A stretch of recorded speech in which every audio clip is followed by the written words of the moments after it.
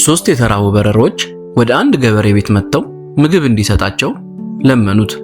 በፈቃዱ ዳቦና አይብ አቀረበላቸው። በልተው ከጨረሱም በኋላ ወደ ቤተሰቦቻቸው ለመውሰድ ምግብን አከማቹ። ወደ ቤተሰቦቻቸው ለመሄድ እየተዘጋጁ እያለ ገበሬው መጥቶ እንዲህ አላቸው፣ ሁልጊዜ እንደምታደርጉት ምግብን ከመለመን ለምን በእርሻዬ ውስጥ ስራን አልሰጣችሁም? ለቤተሰቦቻችሁ ጥሩ ክፍያ፣ ምግብና ጥበቃንም ከኔ ዘንድ ታገኛላችሁ አላቸው። በረሮቹም እንዲህ ሲሉ ጠየቁ፣ ስራው ምንድነው ጌታዬ?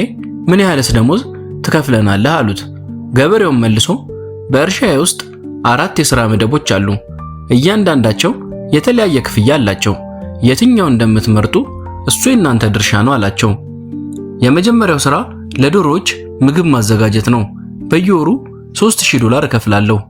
ሌላኛው ሥራ ደግሞ ነጭ ሽንኩርት መላጥና መቆራረጥ፣ እሱም በወር $5000 የሚያስገኝ ሥራ ነው አላቸው። ሶስተኛው ሥራ ከእርሻ ውስጥ እንሽላሊቶችን ማባረር ሲሆን እሱም $4000 ደሞዝን እንደሚያስከፍል ነገራቸው። የመጨረሻውና አራተኛው ሥራ ለፍየሎቼ መዝፈንና መደነስ ነው። እሱም በወር $250 ብቻ ያስገኛል አላቸው።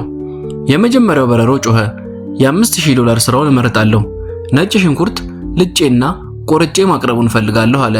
ሁለተኛው በረሮን በመቀጠል የ$4000 ሥራ ፈልጋለሁ።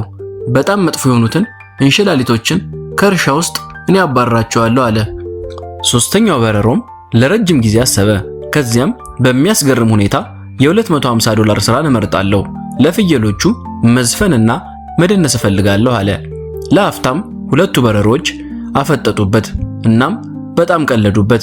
በእርሻ ውስጥ ዝቅተኛውን ደሞዝ እንዴት መምረጥ ቻለ? እሱ ሞኝና ምክንያታዊ ያልሆነ ነው ሲሉ ራሳቸው አሰቡ። በማግስቱ ጠዋት ሶስቱ በረሮች ለመጀመሪያ የሥራ ቀን መጡ።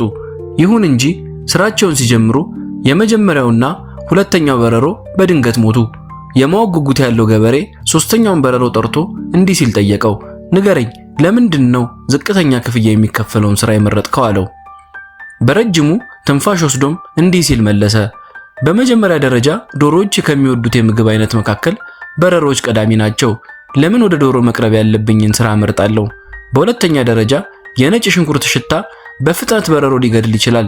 ነጭ ሽንኩርት ልጬና ቆርጬ የማቅረብ ሥራ ልምድን ለምን እመርጣለሁ? ሶስተኛ እንሽላሊቶች በረሮችን ማጥመድ ይወዳሉ። ለምንድን ነው ለገንዘብ ብዬ የእርሻ ቦታ ያሉ ሥራዎችን መርጬ ሕይወቴን አደጋ ውስጥ የምከተው?